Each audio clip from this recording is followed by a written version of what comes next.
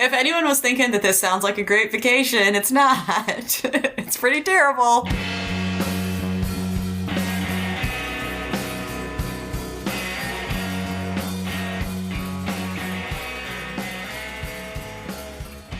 Hello, friends, and welcome back to another episode of Pickles and Vodka, a mental health podcast. I'm Christina, one of your co-hosts. In just a few moments, I'm going to be playing a conversation I had with Lauren a few days ago, where we talk about the reason why we haven't been recording lately. And I'm not going to lie, it was really difficult to make. When we recorded it, we did so with the intention of only releasing it if we felt like it.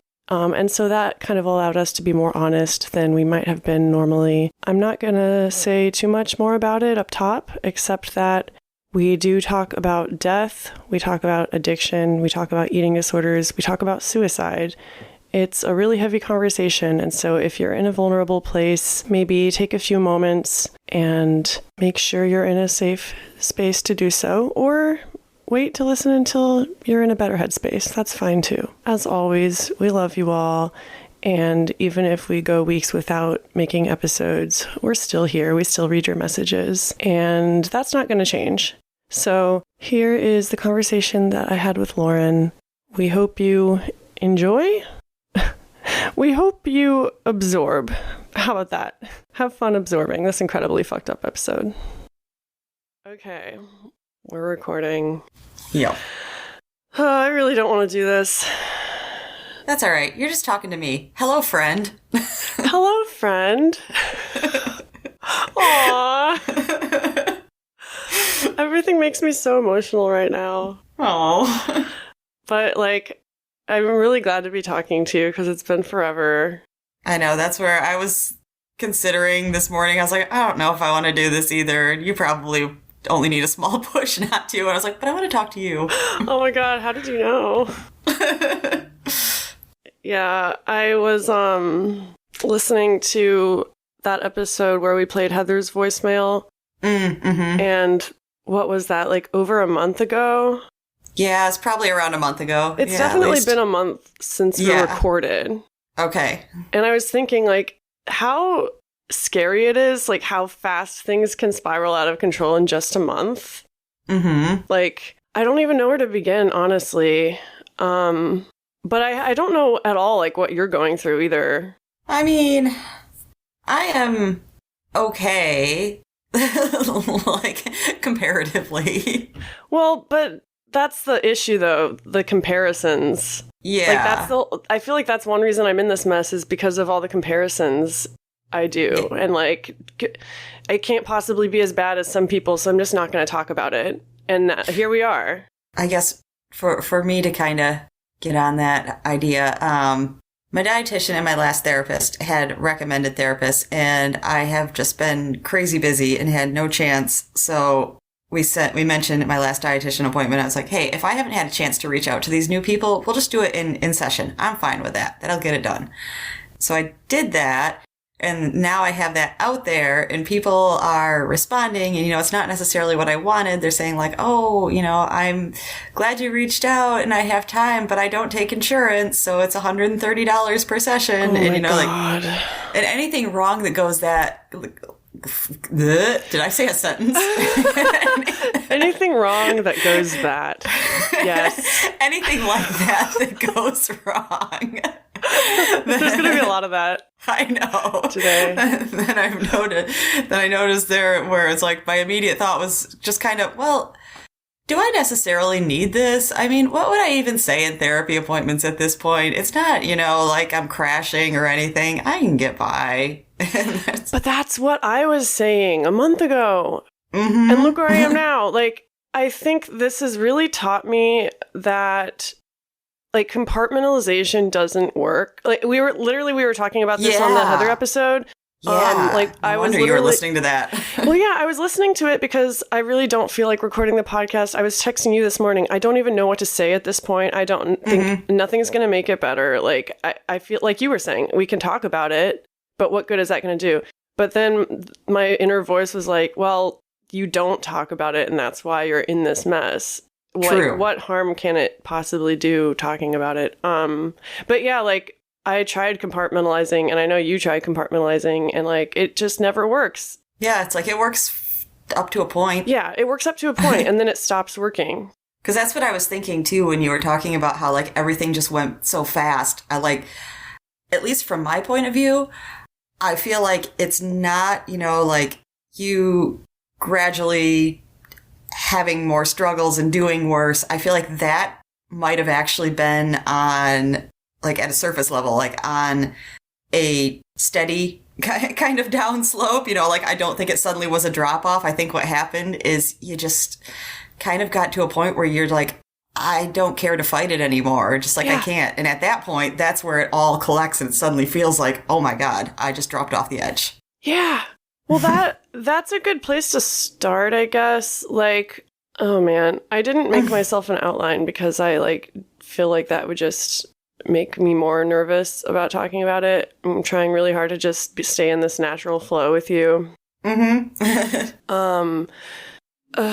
But yeah, like there is a certain freedom just being like, okay, I can't compartmentalize anymore. I'm just going to like be crazy, essentially. Like I can't hide it anymore. Just like, I don't care. Just let what happens happen. And I don't know if that's better or worse, honestly. Like, it's better in that I am finally opening up to people and letting people know how bad it is, but it's worse because it's like, okay, but what now? Like, I don't like feeling like this, and I don't have the protection of compartmentalizing anymore. And on top of everything, I just got back from attending a funeral for a mutual friend of ours, who, I don't know how much we want to talk about it, but I felt like I wanted to hear about, I don't know, how you felt about going there. Yeah.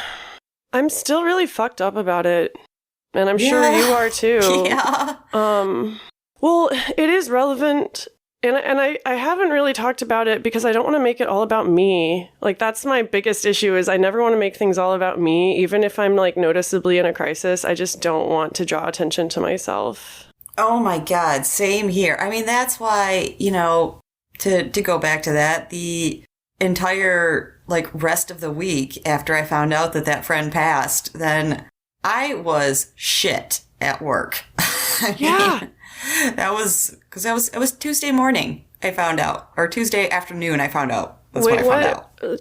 Just if we release this and people are like, when are you talking about? Was this January 1st or January 2nd? January 2nd. Because I didn't find out till the next day. That's when you texted me about it. Yeah, I mean, I think I texted you like an hour or so after because I felt like I didn't know what to say on there. And I was like, here's someone that's in the same boat as me and who I know does not know. And I don't want you to be surprised. Yeah. So, yeah. But yeah, the whole like rest of that week at work, I couldn't concentrate.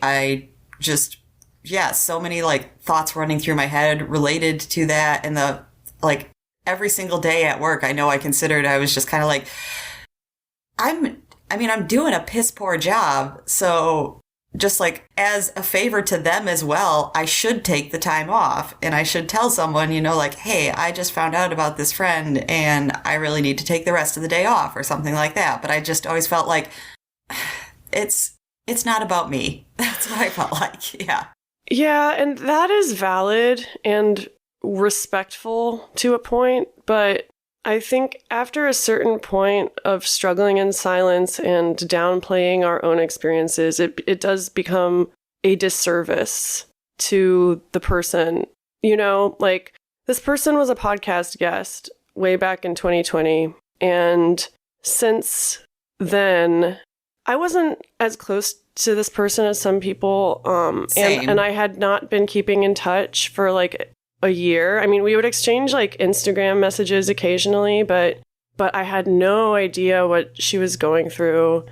And so when you told me, I logged back into Peach, which is where we met, and I looked at all her posts in the last year, and it was really scary because I saw a lot of parallels to my own situation. And I don't know what to do with that. I don't know really I'm still processing it, honestly. Fuck. I don't even know where to begin. Yeah. Well, so the last time we recorded was the end of December, I think, or like... Yeah, it was the very end of December, because I had already gone home for Christmas. Yeah, and I hadn't quit my job yet. Yeah. I guess we can start there. I quit my job with no notice, nothing lined up. And if you've been listening to this podcast for any amount of time, you'll know that I've been talking about doing that. Like, I've been talking about leaving forever. Mm-hmm. And I tried to do it the right way. I tried to find another job. I tried hanging in there. I took Wednesdays off, thinking that would help, even though it meant less money. And things just kept getting worse and worse. And some of that was directly tied to that job. And then a lot of it was just stuff that I was going through personally that I was trying to compartmentalize. Yeah. But I got to the point where I couldn't do that anymore. I was just like sitting at my desk all day feeling like suicidal and anxious. And so, yeah, I quit my job and everyone was shocked. And they're still trying to get me back, to be honest. But that was kind of like the tipping point. Kind of like saying, I can't do this anymore. I know that this is, like, I didn't want to quit my job with nothing lined up. And even now, I feel like I don't know. Right. But it feels like what we were just saying, that it's like you said, you tried all these different things. You were trying to fake your way through it and hope that, like, everything else somehow caught up and it'd be okay. And it kept, like, piling more on you. And you finally got to a point where you're just like, I can't fake my way through it at all. Yeah. So that was like the beginning of the downward spiral, I guess. Mm-hmm. But yeah, I've been suicidal for a while now, and I haven't talked about it on the podcast because who wants to talk about that? Like, I was listening to a voicemail that I made in my car the other week, and I was talking about how, like, I don't want to tell my family because that's unfair. I don't want to tell, like, my friends here because that's unfair. I don't want to tell my long distance friends because that's unfair. Like, it's all unfair. Like, I don't want to burden people. I don't even know what I need from people. I don't want them to feel like they have to take care of me or like intervene in any way. There's just a lot of guilt. And so I wasn't talking about it, but also I think it's been increasingly hard to hide. Yeah. And quitting my job was kind of like the thing. That was like, okay, I can't hide this anymore. Right. It makes me think when you talk about that. Oh yeah, because you were reading the second book when you stayed with me. I was just gonna say, did you ever read the first Hyperbole and a Half? Oh yeah. Well, I know I've flipped through it, but remind me what you're referencing. Well, I was thinking of because you were looking at the second one when you were at my place. Yeah. I was thinking of the first one where she talks about, like going through depression. For anyone that doesn't know, is Under a Rock. It's wow. But it was a girl that started out as a blogger, and she told life stories, and she drew cute little childlike cartoons to go with them. But she made some, especially the second book you didn't really get to read, gets pretty heavy. Yeah, well, it's a comic strip essentially. Yeah, about depression. But yes, in the first one, because like I was following when it was a blog, and she was just like writing funny stories from her past, and then she stopped writing for a long time, and then she comes back and is like, yeah, so I went through this like massive depression, and she did a comic all about that. And yeah, like some of the things, it's kind of like I like it because it is funny, but it is sadly relatable. And that's when you were talking, I was thinking of the part where she talks about finally bringing it up to her family, and it's just like, it's not that I want to be dead, it's just that I don't want to be alive. Will you stop making that face? Yes, it's so true. Like, and I don't even, we were talking about like not doing this episode. Like, I've gone back and forth between, like, should I keep doing the podcast through all this? Should we just quit? Should we, like, take a break? And I still don't really know what to do. And a few people suggested just talking about it, and you even were really encouraging. You were like, maybe we don't even have to release this. Maybe we can just talk about it. Right. because we just talk. Yeah. But like, I feel so much resistance, even now sitting in my office with you, like to talking about this, because I don't want to let people down. But well, here, so many people in our circle right now are going through similar things, I've noticed. Yeah, I didn't want to interrupt your thought, but you just led like so perfectly into this. Go for it. So my friend, T, who we read one of her text messages to me a few episodes earlier. She actually texted me yesterday, and she also sent me a page with this quote on it, and I immediately was like, oh my God, can I use that on the podcast? Because it says, we want to make a difference. We want our art, our music, and our words to have impact. We want our lives to change others, to matter, so we can leave a legacy, leave something behind that makes every orbit around the sun worth it. It takes great patience to realize that we already have. Just by living, we have changed the course of someone's life. Just by existing, we have altered someone else's day. Oh my God. It felt so perfect. I'm like tearing up when you're reading that. Because like people keep telling me that, and I know that I want to believe it, but the depression makes it so that I don't believe that. Like, right. And that's the thing. When you deal with as many mental health issues as we do, it's really hard to pinpoint a cause or like a catalyst. Like, when did things start getting this bad? And oh my God, yeah. Yeah, and I think, okay, maybe I'm just at my core, I have depression. And if I don't treat the depression, everything's just going to keep getting worse. Mm-hmm. But like, I never in my life have felt this depressed before. It's like very different. It's not like, it's like all of my other symptoms are getting worse because of the depression. Right. But I'm trying to blame it on anything but the depression, because if it's the depression's fault, then that I will have to acknowledge that I'm not thinking clearly. And I think I've always prided myself on being able to be self-aware. And I don't know, I feel like I'm self-aware right now, but also I feel like I know that I'm not, like, my depression is lying to me. Yeah. I don't know what I'm trying to say. Yeah, I get what you're saying. Because I was saying, I don't know if I think of it as not being self-aware if it's the depression, but I do know that that's one that's, at least for me, it's always felt like when it gets as bad as you're talking about, and you just don't know where to go from there, then that's kind of, I feel like the problem is that if your main thing is you're struggling with an eating disorder, then there is kind of a path to get through it. I mean, there's at least a path to get your body healthier. Right. The same thing if you're struggling with addiction. I mean, there's pretty obvious paths. Stop doing it. Yeah. But when it's depression, then I feel like, how? You just hopefully find a way to feel better? Yeah.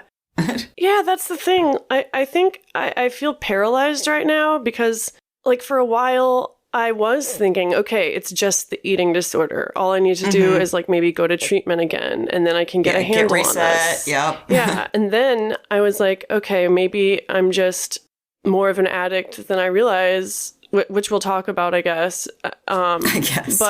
And like maybe if I just fix that, everything else will fall into place. But I think I'm starting to realize that it's way bigger of a problem than I can handle by just doing one thing. And I can't get through this without approaching it from multiple angles. And I'm going to need a lot of help. And that's so scary.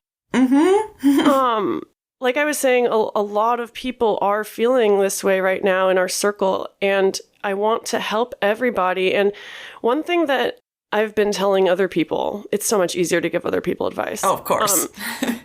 When people tell me that they want to reach out, but they don't want to burden people, I've been saying, if you don't reach out and then later they find out that you've been struggling, like, God forbid, it's too late because you're dead, then you're doing them a disservice by not talking about it. And so that's what I'm trying to tell myself now by talking about this. And I hope you do the same. It's just, we need to talk about it because we respect whoever's listening. Like, I don't know. Like the people that want to be in your lives, the people that have tried to help. I get that. Yeah. But yeah, I lost my job. I already didn't have health insurance, and now I don't have any income. And I think I was so suicidal, like when I quit my job, I just didn't care. Yeah. I was like, this is happening, whatever. And now I think it's hitting me, like what I've done. Mm-hmm. And I feel like I made a huge mistake. But also there's the part of me that's still suicidal and still doesn't care. And I go back and forth at any given day. Like I'll go back and forth so often between like wanting to fix things and feeling motivated to fix things and feeling motivated to reach out for help, and then getting hit out of the blue with, oh, none of this matters. You're going to die soon anyway. It's just really exhausting and keeps me in this state of inaction and indecision, which makes the depression worse. Exactly. And it's just like a cycle. Yeah, it is. Like, I know you've been struggling too. Maybe you want to talk about that a little bit? I mean, I don't know. I feel, like you talked about looking back at a recent episode to kind of like get a feel for what's happening and everything.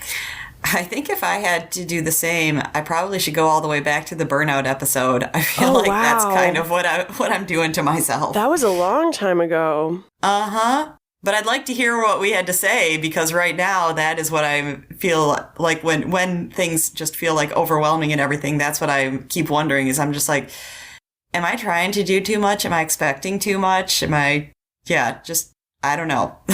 Yeah. And that feels like what's making my life just kind of be like, okay, can I check out for a week? Yeah. And that's the thing. I just wanted to check out. I think everything I had been compartmentalizing for so long, it was just becoming too much of a weight, and I just wanted to check the fuck out.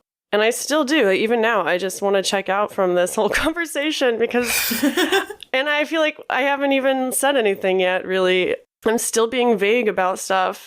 But yeah, there's a lot of stuff I haven't been honest about on the podcast for a long time. You've alluded to a lot of things, I feel like. Yeah. I mean, like, some of the stuff behind the scenes. So, I mean... Yeah, some of it's surprised me that you shared with me recently. I didn't know what was going on. Like what? Do you want me to just say it? Like, I didn't know that the Benadryl overuse was so bad? Yeah. Again? So, yeah, I have been abusing Benadryl for over 4 years at this point. I would consider myself an addict, and I have never talked about it because it's so embarrassing. And I don't even think I realized how serious it was, or if I did, I kept thinking like, oh, it's not as bad as it's been in the past, so like it's fine. It's better than like alcohol, it's better than cutting, it's better than anything else I could be doing. I guess it started in 2020 when I was laid off from my job because of COVID, and I went to live with my parents in Virginia for 6 weeks. Okay. And I started, I didn't have access to weed. I wasn't drinking, so like I wasn't doing that. I couldn't engage in the eating disorder behaviors because I was under my parents' roof and they were scrutinizing me. I still did, but like they found they could see that, and it caused a lot of conflict. And I don't like conflict. Same. So yeah, I guess I just started taking Benadryl to like, at first it was to go to sleep. Yep. And then I realized like if I took enough, I would feel like good for a little bit. Just kind of, it was an escape. Yeah. And it continues to be an escape, but also self-harm. And I feel like the reason I don't talk about it is because people just don't know what Benadryl addiction looks like or why people would do that to themselves. Yeah, I don't know if I ever have told you because this was a long time ago, but I definitely got into the thing like overdosing on, the cough syrup. Oh, yeah, DXM. Yeah. And I mean, I don't know. Yeah, so I don't know if you can now, but I remember then, like I looked up stuff about it so that I knew like, oh, there's like one specific kind you can get that just has DXM. It doesn't have basically the other thing in cough syrup that if you take too much, it makes you sick. Yeah. So I was like, cool, I can take enough so that I can basically just trip. Yeah. But I was doing this at like 27, and that's what I felt like. I was like, even then, I was just kind of like, oh my God, this is what you hear like 18-year-olds do because they can't get their hands on real drugs. Yes. And I just felt so embarrassed by it. And yeah, well, like let's stop there and say that like it is a real drug and it is a dangerous drug. And I think the reason people don't talk about it and the reason people think that it's okay is because they don't consider it a real drug. And so they overlook the risks and it's easily accessible and it's cheap. Yeah, that's, I think what you were saying, that it feels like because it's something that kids tend to flirt with when they're like teenagers, and also because it's over the counter, people think, well, it can't be that big of a deal. Yeah. But abusing something like that is a big deal. Yeah. It's terrible for your heart. It's not great for your liver. It destroys your brain. It literally makes you dumb, and it can give you dementia. Like I've had a lot of really scary symptoms over the years. Before I went to treatment, even I was just taking ungodly amounts of it every day to the point where my treatment team asked me if I could reduce my use so I wouldn't detox. When I went in. Yeah. And at the time I was like, what? You need to detox from this? That can't be right. This isn't a real drug. It's like, yeah. And now I see that and I'm horrified because I'm not even doing the amounts that I used to do back then. Well, we're gonna... Which is, again, another slippery slope to be like, I've done worse. It can't be that bad. Yeah. Well, so I quit my job, and then a few days later, I did mushrooms, and it was supposed to be cathartic, and it was supposed to be like a healing experience. Mm-hmm. But what happened was I kind of experienced this like ego death where I just stopped being afraid. It was like all of the things that had been keeping me safe from my suicidal ideation were stripped away. And I wasn't afraid of it anymore. In fact, I felt like I had permission to like hurtle towards it. Gotcha. And I took all the Benadryl I had in my purse that night. And I tell myself it wasn't a suicide attempt, but I think if I'm being honest, like that's what it was. I think I just wanted to die. Or I wanted to sleep at least. Like I wanted to be unconscious. And it didn't work. I was up till 4 a.m. and eventually it wore off and I just went home and like just brushed it off as a freak event. But I think something broke in me that night. And since then I haven't been able to go back to, like, I haven't been able to compartmentalize anymore since that night. Okay. And, I don't know where to go from here. I'm going to take my hoodie off because I'm like sweating. Hold on. I wish. I am the opposite. Are you cold? My bedroom for some reason we figured it out. My bedroom is the most cold room in this house. I think because the walls either face outside or face the storage area, which does not have a vent in it, so it's not heated. So that's all I'm surrounded by is like the -3 degree air that's outside and rooms that are not heated. So my bedroom's always so cold. Yeah, I'm sorry. I feel like I've been talking so much. What are you thinking when you hear this? Like, no, you haven't. I was pulling the therapist move, and I was just staying silent, being like, "How much more will she say?" I mean, I'm trying to think of the timeline. Like that was like a few days after I quit my job, and so we're leading up to New Year's. So basically, after that night, I felt like I was broken and felt like escaping even more. It's hard to talk about because it's so like I'm still in it. Yeah. But yeah, I can kind of hear the laundry going. Yeah, sorry. Oh no, it's not a problem. It just amuses me. But yeah, like I basically stopped caring about myself. And I think I was still trying to make it seem like I was still applying to jobs and stuff. Like I was still not at that point, I was still low contact with my family, like I've talked about on recent episodes. They had no idea what was going on. I mean, they knew I was unhappy. Yeah, I was going to say they had to have some idea, but obviously didn't know the full extent. And as a side note, this experience is teaching me that people can't read our minds. Like, even when we think we're being obvious, it's not. Oh my God, yes. And we've talked about that before, but yeah, that's a tough one to come to terms with, I feel like.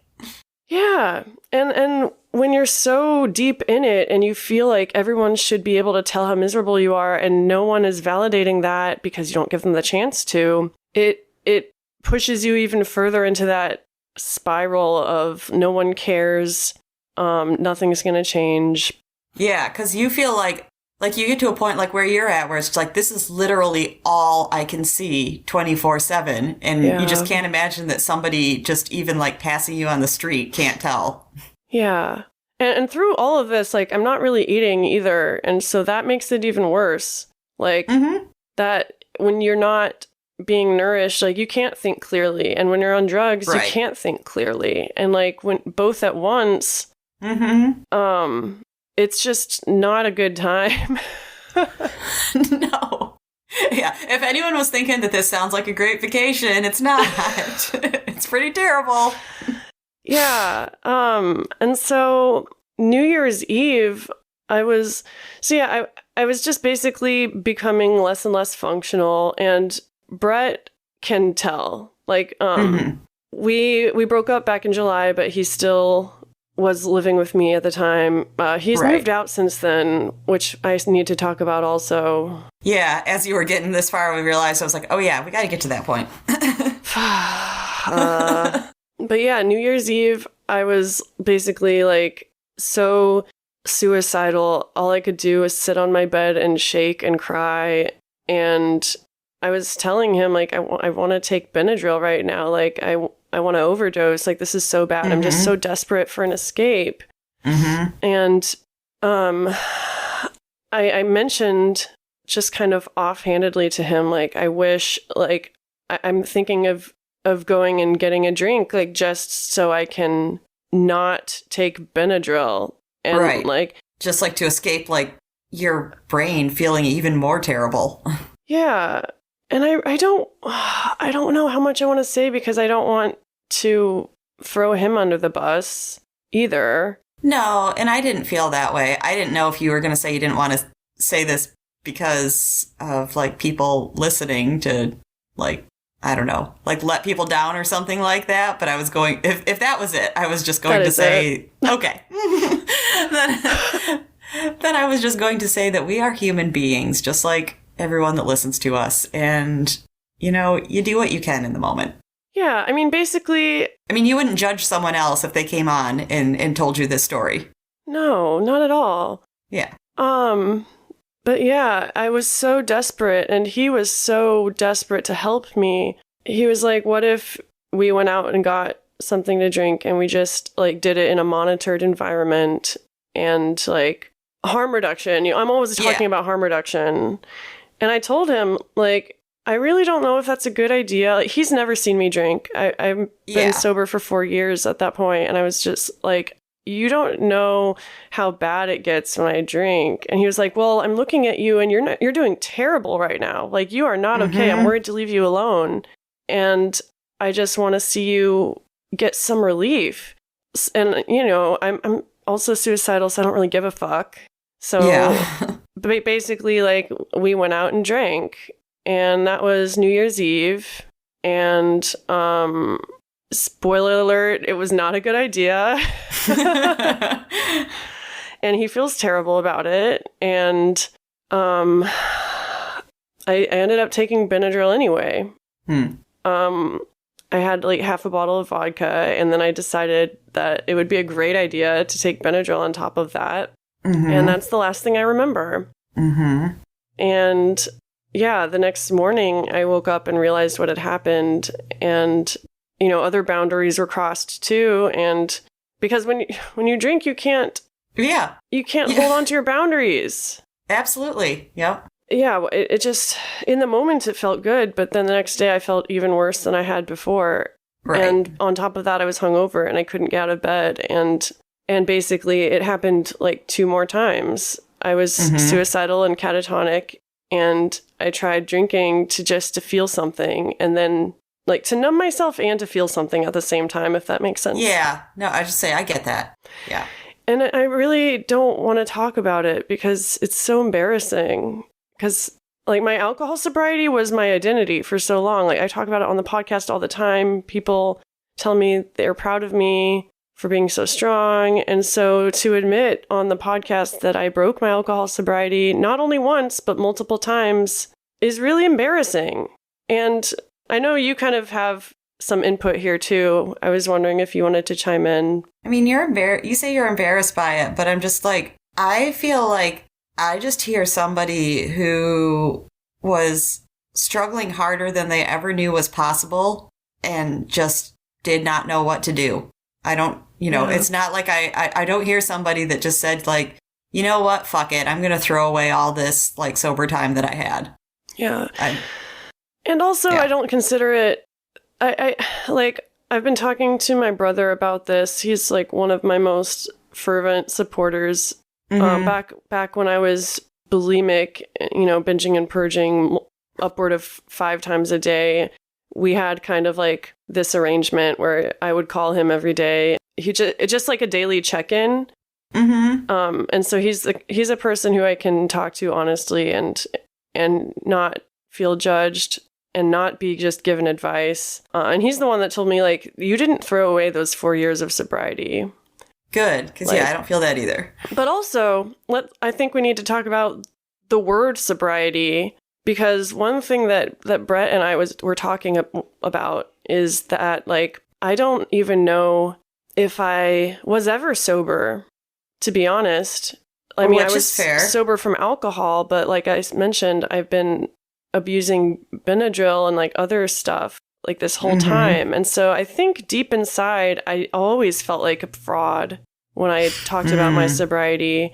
And it's kind of like quitting my job kind of freed me from putting on a performance like I was functioning when I really wasn't. Like going back to alcohol after 4 years kind of freed me of the idea that I was sober. Oh, that makes a lot of sense, actually.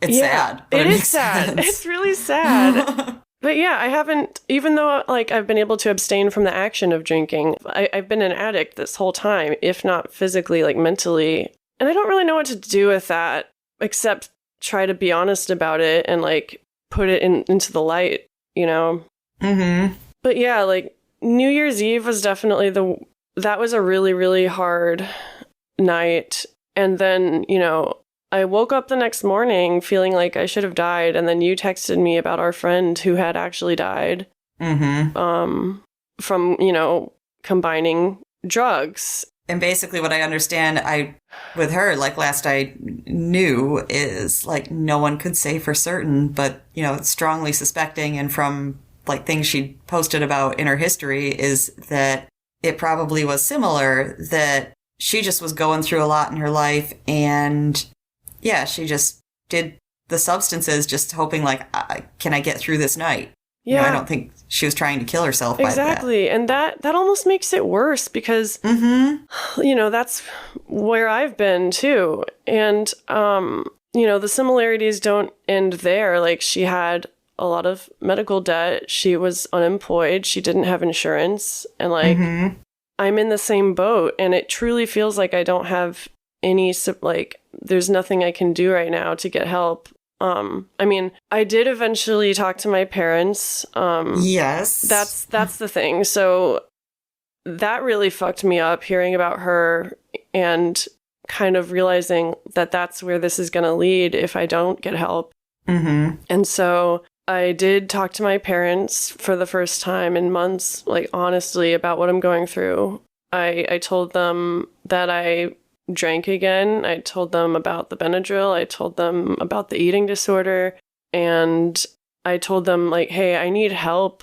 I don't have any income right now. I don't know what I'm going to do. I just need support right now in whatever capacity you can give me. Like, I can't do this alone. Mm-hmm. And that was really hard. Mm-hmm. And of course, like, I was met with nothing but support. Yeah, it's kind of that thing where it's like, I know that that's how you're going to respond, but I don't know. You still put off, like, saying anything. Basically, I was forced to acknowledge that this has been overdue for quite some time. Like, I have been, quote unquote, high functioning for so long. Right. And everything has been like, sure, I would have moments where I would feel better, but at the end of the day, I would just keep getting worse. And I think I've been in denial about that because I want so hard to be strong. I want so hard to be functional. I want to be there for other people, but I have not been there for myself. And I've been trying to exist as a functional person, but I'm not a functional person. I don't know if I ever have been. I think you are or can be, but that is the part that scares me is that, like, and both of us do that kind of, gritting your teeth and getting through it and being like, I can do this. I can turn this around if I need to. It's not that bad. And, it's kind of like a gentle falling apart until suddenly it's like the bottom drops out. Oh my God. If we publish this, that's going to be a gentle falling apart. No. I mean, what I was thinking of as I was saying that is I was like, what I see is like, imagine that you're a person and you are just sitting there like tensing every single muscle like as hard as you can and just like holding it as long as you can, just like tense. And suddenly you just like let it all go. Oh my God. That's what I feel like that moment was. That's exactly what it was. And I've been just nonstop like sobbing and just catatonic in bed, just not knowing what to do. And basically, I talked to some friends, I talked to family, and they all think I should apply for disability. Mm-hmm. And so I'm taking those steps now. And you said that like Medicaid comes with that, right? Yeah, so then you'd have something. That's another thing. This country is so fucked up when it comes to resources and like...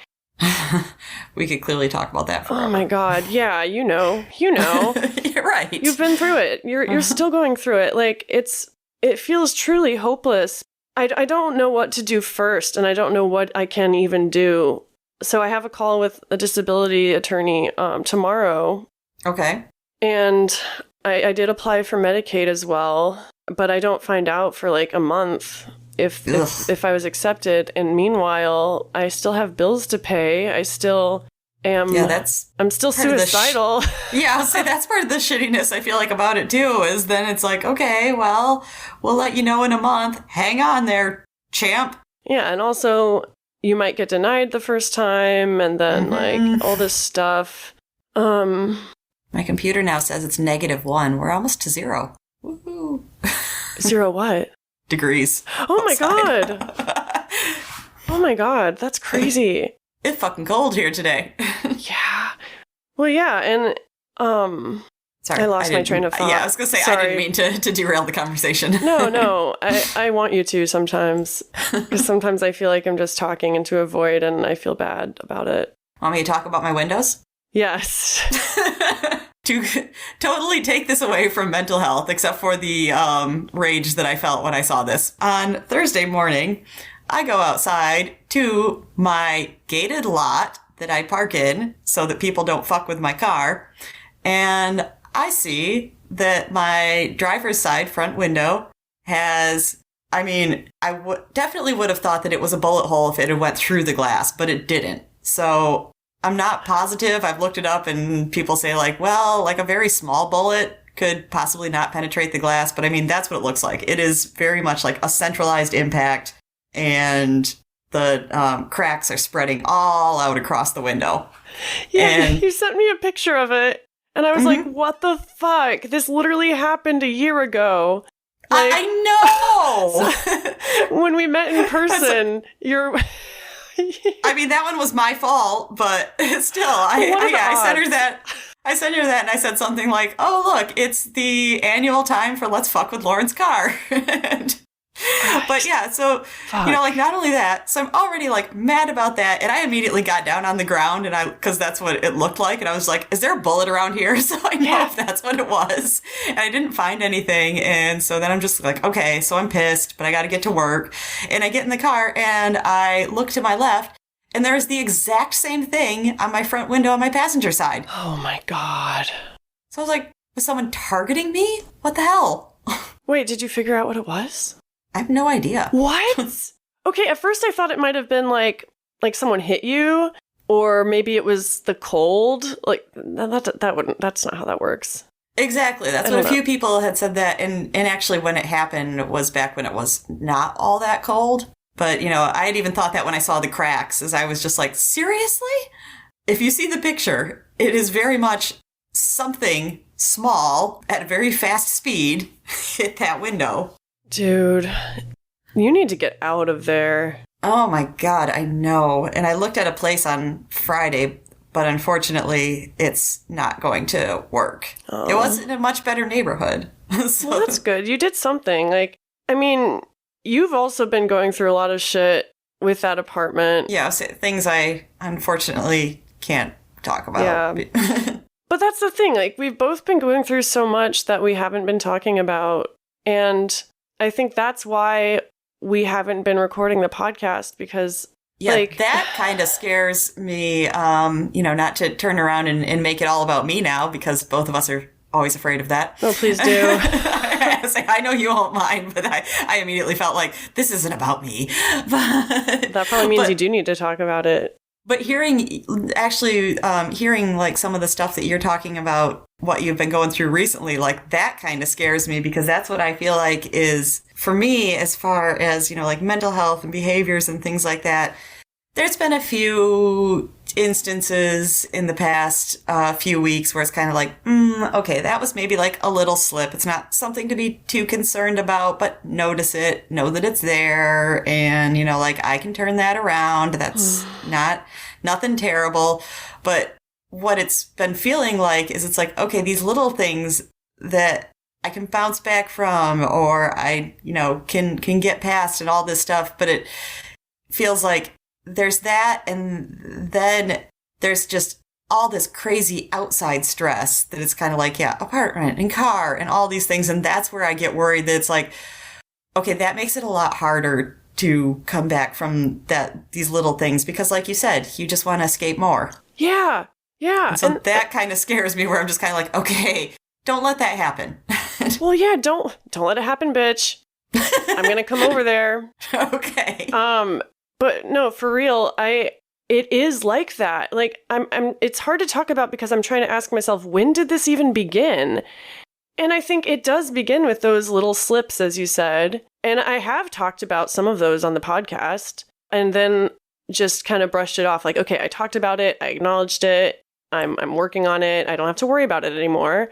But then before you know it, it reaches a point of crisis. And you're like, could I have stopped this earlier? Could I have nipped this in the bud? I don't know. Yeah, because right now I feel like if I were in an ideal world where I could say oh, wow, I had this one little slip in behavior, but everything else in my life is going fantastic. So let me just sit down and figure out what was going on then and what I need to change. But instead, what's happening is I have this one little slip and it's and I should deal with it. But oh my God, I got to deal with my fucking car. There's so much at work that I feel like I'm not getting done. I'm so stressed out. I have so many things to do. And that I feel like is where the danger comes.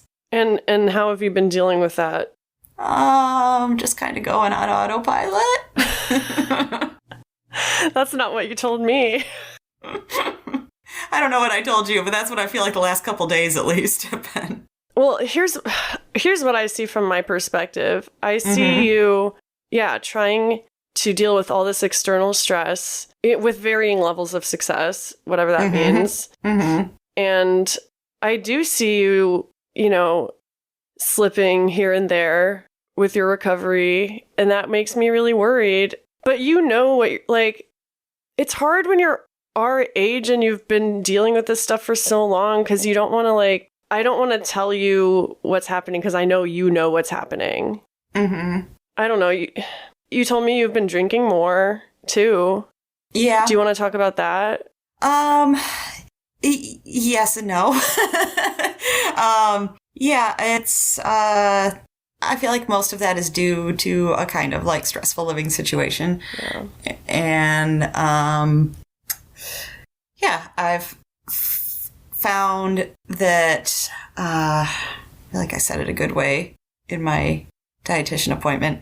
I feel like I know I've been using that to kind of like de-stress. And I think where it concerns me is when I have nights, like it doesn't worry me as much, like if I'm just like, fuck it, I need to de-stress and this is going to be my choice now. It's not going to be my choice forever because I'm not always going to be in this situation. But when I get to like nights where I'm like, so I have had a few drinks to deal with this stuff for the past like 3 nights. So why don't you take a night off? And when I'm just sitting there and just feel like I can't. Yeah. That's the part that worries me is when I get to that. Just like, nope, I can't. Yeah. And that's what the Benadryl has been for me. It didn't start off as some like a full-blown addiction. It starts off as like, okay, I'm just going to use this for now to cope. And then I'll stop once things get better or once I find better tools. Mm-hmm. But before you realize it, it's a whole other problem on its own. Yeah. So I think we talked about that I was trying out a new band and going to a band practice. Yeah. And like that, actually, the last practice we had on Thursday night, that kind of gave me a little bit of hope there because I went to practice, ended up staying there longer than I thought I would. So by the time I came home, then because it has become routine, it was like, oh, well, yeah, like now that I'm home, I can have a couple drinks. And I was like, you know what? I'm just really fucking exhausted. And, I got out of the house. I got out of the environment that was making me feel like I had to every night. And tonight was fine. So I'm just going to go to sleep. And I know when I did that, I just felt like, oh, thank God. Yeah, that's amazing. Well, first of all, like, I'm really happy that you're doing band again. Yeah, we'll see if I keep... It's kind of like, it's not my ideal, like, music and everything, but I don't hate the music that they play. So I'm like, it's enjoyable. Yeah, and that's... It could be better, but yeah. We'll see if I keep up. And that isn't even the point. I feel like the point is you are doing something. You're getting outside of... You're trying something new and removing yourself from the stressful environment. And you've been doing that for months, like with your aerial classes and everything. Like I feel like you've been doing a really good job of that. But also I wonder, is some of it avoidance? Or like you were talking about burnout. Some of that could be like running away. Yeah. It's all sort of like, that's true. And obviously like I tried that with my activism. Honestly, I think things got way worse for me when I did throw myself into that really heavily. And in doing so, I was not addressing the depression and the escalating drug use and the escalating eating disorder behaviors. I was like, okay, I'm not going to think about that. I'm just going to do something that makes a difference and I'll feel better about myself. So like you're using the activism to like mask the fact that all this other stuff was going on. And now, of course, I can't show up for those things anymore because I'm so sick. Whatever that means, I'll leave that up to interpretation. It's like, right. I can't do that. And I think that is the natural progression. If you don't address things for so long, you can't do anything but address them. Like you eventually will have to. Yeah. Like I think we have talked about that a few times. Like when I tried to do the aerial in the past, I mean, it was not long before I went into treatment in 2019. And that's what happened is I started going. I liked the classes. The last 2 classes I couldn't go because I was just like, I physically can't do this. Yeah. And it just sucks. It's hard to talk about because like, and even since applying for like getting started on this disability journey, I hate that word, but since I started pursuing disability, I have been experiencing so much self-doubt around it. Like, I'm not really sick enough for this. Why can't I just get a fucking job like everyone else? Which is expected, and I feel like that comes from how we treat, like our country treats this kind of stuff, because that is the message that you hear. Yeah. Yep. Yeah, like if you need disability, you're broken or you're lazy or whatever. Yeah, you should just be able to suck it up. You know, like I was at a rough point and I was able to, so why can't you? Yeah, and I think about the past. Like in the past, I've been able to hold down jobs and to have health insurance and all this stuff. So why can't I do that now? But I was talking to Brett about this and I realized even in the past when I was doing those things, I was still struggling. Like I was still like taking drugs just to get through work. I was still, suicidal and anxious. Like it's not normal to go to your job and sweat all day and shake all day because you're so fucking anxious and you're just desperate to escape. Like that's not normal. That's not holding down a job. I think like two really important things to remember is, sorry, but first of all, you were younger then. Yeah. Our bodies can get beat up on a lot more the younger they are. And second, you hadn't beat up on your body as much yet. It's fucking tired. And it's catching up to me. Yeah. Like that's another thing. I'm glad you said that because I don't really want to acknowledge that. I don't want to acknowledge that my body is not doing well. And I don't want to acknowledge that I've caused irreversible harm to my body. And not that all of it's irreversible, but like... No, but it's more like something that I always think about, even though I don't always listen when I'm being stubborn and don't want to, is like the first time I went to treatment, I remember having a conversation with somebody basically saying, like people thinking like, oh, this isn't as bad because I've been worse off before. I've been at a lower weight. I've been abusing these substances more than I am now. Yeah. And that's what they say is just like, every time you do this to your body, it can take less. So you can't keep thinking, that it's just like, well, I know that I can take more than this, because at this point in time, it probably can't. That bar has raised. It's like, nope, I used to be able to take this much. Now I can only take this much. And I don't want to admit that. And it's hard to admit, especially because like you have lived through that. So you feel like, I know for me, I'm a really logical person, and I feel like, well, that is proof on paper right there. Yeah. And like talking to my disability lawyer tomorrow, they want a medical history. They want a history of all the medications I've been on and what doses. And they want to know how this is affecting my day-to-day life. And so I'm having to like quantify all of that. And it's not helpful because I do see that it's been worse, quote unquote, worse in the past. And then I start feeling like, oh, why am I even doing this if it's not that bad? Maybe I do need to get sicker to get approved for disability. Like, I'll be honest, that's where my mind has been. And it's so fucked up. I know, because I've had those thoughts too, and I am aware when I'm having them, how fucked up that is. That just like anyone in this world should have to think like, wow, I need to get sicker. Yeah, and I know that it's not just me, it's our broken system, and it's the world and we our live broken in. brains. Yeah, and our broken brains. And since we're telling all in this episode, I had a night where I did purge once. Okay. And it goes back to what you were saying, how like it takes less to fuck up my body the same amounts. Like it only happened once. It wasn't planned. It wasn't very successful, whatever that means. But like, you're right. I saw stars and I burst a bunch of capillaries in my face. Like the next day I had these red dots all over the left side of my face. And that didn't even happen to me when I was purging like 5 times a day, every day. And so my friend Janai told me like, that makes sense because you were probably just trying to do what you did before, thinking that you could handle it. But because I haven't been doing it in so long, I can no longer, like my body can't take that. Like I don't know what I'm trying to say. No, that it's like, this is this violent act. Your body's saying, this is this violent act against me. And why did you do that? Yeah. And I don't know how I feel about that. It's just like, I don't know. Yeah. I don't either. It's just, I've reached a point where I can't kid myself anymore that I can get out of this on my own.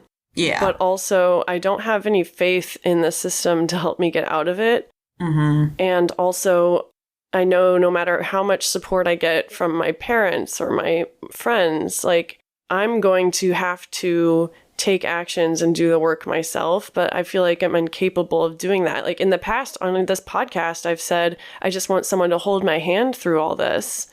Mm-hmm. And I think, trying to get on disability is me asking for someone to hold my hand through all this, but I'm still going to have to do most of it, like, on my own. God, I feel that. And I don't know if I can, to be honest. And that's the scariest part of all. Like, I don't know if I'm capable. I don't know if I even have, like, the willpower, the brain power, the strength, whatever you want to call it. And that's kind of where I'm at now. I think, I'm not sure, maybe these things just like worked out by pure chance. But for me, I feel like in a situation like that, what has helped is letting as many people in as you can so that they can help in whatever way they can. And then just kind of using that and taking like any moment, like if you've got 5 minutes where you feel like, okay, right now I can make a move towards helping myself, then, just kind of like run with that little like tiny burst of energy you get where you feel like I can try. Yeah. And that's how it eventually gets done. It gets done slowly, unfortunately. Yeah. Because we're relying on ourselves and we don't have that kind of drive at the moment, but. Yeah. And I think I'm looking for this one thing to get me out of this, but you're totally right. It takes a village, like, for lack of a better phrase. I'm thinking like, I went to treatment in May. My like professionals that I were seeing had been strongly suggesting and trying to get me to go since I believe July the year before. So that's what it was, is it took like all these little bits of like, okay, I think I can actually reach out to someone. I think I can make a move today. And then weeks of feeling like I can't. That is really helpful for me to hear. Mm-hmm. But also, it's also discouraging knowing that it takes that long. I know, it felt kind of depressing when I said it. It doesn't have to take that long. Just kind of saying that I understand that you're not at a point where you can just be like, all right, I'm going to go and I'm going to get this all done. Just going to go, move forward. I'll be ready to go in a week. Well, yeah. And I feel like I don't have time. That's the thing. I feel like I'm kind of in a state of emergency and I don't have time. Most of the time I feel like that. But then you're right. I will have moments of clarity where I'm like, okay, I'm going to do this one thing today. I'm going to reach out to this one person. And when I do that, I feel better. I mean, clearly you've got an interview for disability. So you made a move. Yeah. And there's also like this apartment, like, so Brett moved out and I'm alone in the apartment now. And yeah, that scares me. That scares me too. We're trying to change the situation, but there's no guarantees that it'll work. And right. Like, what if I am stuck in this apartment for months more and I don't have a job? I can't pay for it forever. And, that scares the shit out of me because, like, not when I say I don't have time, not only am I referring to like my mental state, I'm talking about like finances. Like I can't just keep exactly. I'm going to run out of money eventually. Someone that is unemployed cannot just continue to pay for an apartment. Yes. Exactly. And my parents are helping me a little, and I'm so grateful for that. But like I don't want to rely on that forever. I can't rely on that forever. And so that's why this is so scary for me. I worry I've made a huge mistake. I worry that this is just one big gesture of like detaching myself from everything until I have nothing left to lose. And that kind of scares me too. Mm-hmm. And even this podcast, like, obviously we haven't recorded in a month. I don't want to have another commitment that I won't be able to meet, Yeah. Like, I feel like this is just another commitment sometimes that I'm going to disappoint people. So like I should just quit and not talk about what I'm going through. And doing this right now is kind of us facing that. What are your thoughts on the podcast of it all? Let's make it meta again. Okay. No, that makes a lot of sense. I think that's something we've talked about before. I know there was a point where I brought that up, that I just kind of like was quitting things because I didn't want to disappoint people. Yeah. I wish I knew where I'd said that because it probably relates a lot. As far as the podcast, my feelings are that yes, you probably need a break from it. But I don't think, and I think I said this when you even first said, like, we need to take a break, and I don't know if this is it, that I was like, I don't think we should say this is our farewell or anything like that. No. I don't think you should, predict that you're done with it. This is all you've been able to handle, because you don't know what life is bringing. But I do see right now that you could use a break, and maybe whenever you feel like it, we can just get on and record like this. But it doesn't need to be like we need to get this out every week. Yeah. And I mean, we're not able to do that. Like, that's not an option. Right. Like, Right. As much as we want to, like, every time we've been forced to take a break, it's because we were ignoring our needs and we were trying to put it out like normal, but it just makes things worse.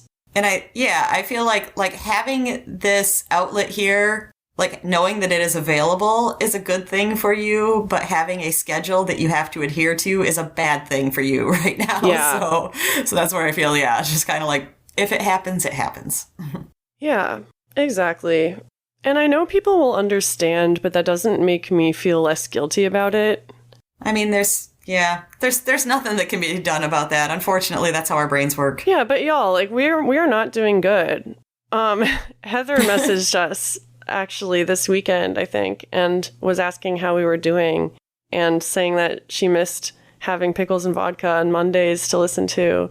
And I did feel guilty when I read that. I felt like I had been letting people down by not putting this out. And that's kind of why I think both of us wanted to at least do this episode, to let people know what's going on. Mm-hmm. And to say, like, we have not been doing well. We're not going to pretend like we have been. We're not going to pretend like we can keep putting the podcast out every week, because, like, right now we're not in a place where we can do that, or at least I'm not. Mm-hmm. And it's really scary to say that, because, like, this is so important to me and it's helped me a lot. But you're right. It reaches a point where it doesn't help anymore because I'm doing it at the expense of, like, I'm masking when I do it. And right. It was never supposed to be that way. Mm-hmm. It was never supposed to be a distraction or an obstacle. And I don't know, like, where I'll go from here. Like, I don't know what's going to happen, but I'm not ready to give up on this completely. Yeah. It's just, everything about this sucks.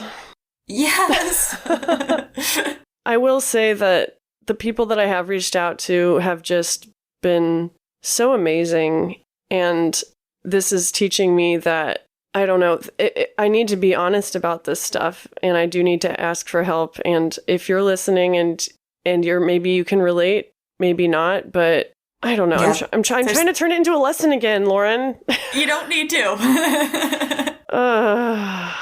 You're just allowed to say that you're not doing great. You're doing the best you can. Deal with it. Deal with it. Oh my God. We appreciate everybody that listens, and everybody that I have heard from has been nothing but understanding. So even, if we're too hard on ourselves, or if we put too much pressure on ourselves for this, I never get that from the other side. It's more like my brain being afraid of what people are thinking. Yeah. And I just, I appreciate all the support that we get. I really do appreciate everyone who has been listening over the years and who's been checking in on us. And I don't think we're done with this forever. I really don't. And I think me being honest about all this stuff, it opens the door to more honesty in the future where maybe I didn't feel capable before. Good. That was something that I was kind of thinking as we were talking too. It's kind of like once you've done it once, it's like, okay, I guess I can do it again. The world didn't end when I was honest. Well, yeah, and not only did the world not end, but I can't go back now. I can't go back to hiding now because I've said it. I've put it out there, and that's really scary. Mm-hmm. But that's just where we're at. And I don't know. I think we've said like pretty much all that we're going to say for now, but we're still here. We're pushing through for now, and I know we're not alone. Exactly. That's kind of like where my thoughts were going too, is that it's like people are listening to this and being like, yeah, I'm right there too. Yeah. And if you've heard this and you can relate, like, even though we might not be putting out new episodes, like, I still check the Instagram. We still have an email address, picklesandvodkapodcast@gmail.com. Yeah. And I am really going to try and pick up the ball because, I do have access to our Instagram and I look at it all the time. I'm going to try and, do some more posting on there. Good. Yeah. And I really appreciate you, Lauren. Like, I can't even imagine going through this alone. I mean, I've done it in the past, and this is all a very new territory, like a new landscape for both of us. But I think I've been doing so much of the podcast by myself for so long. I don't always utilize you. Like, I don't always, I forget that, like, I don't have to do this alone anymore. Exactly. Yeah. And look at that, then maybe in like 6 months or something like that, then we'll both be able to say, oh, look, we both managed to get through, like, first Lauren's mental crisis and then Christina's. Oh my God, that's another thing. The last episode we released, we were like we've made jokes about that in the past. Like, oh, one of us is going to relapse this year. And now it's like, oh, right. Wait, it's happening. But, I feel like that's part of like where we've always come from. I mean, we've never pretended to be, we don't come here saying like, this is a how to recover podcast. We are both great and everything has been fine. I'm past all of this stuff in my life. And so yeah, now you know how fucked up we are, and we're just going to leave it at that. There's no lesson. There's no hopeful message. It's just things suck right now and we're not able to show up. And that doesn't mean we're failures. That doesn't mean we're still not helping people. I think I almost wish that I had done this sooner, you know? Yeah. But it's hard to get yourself to do. I understand. It really is.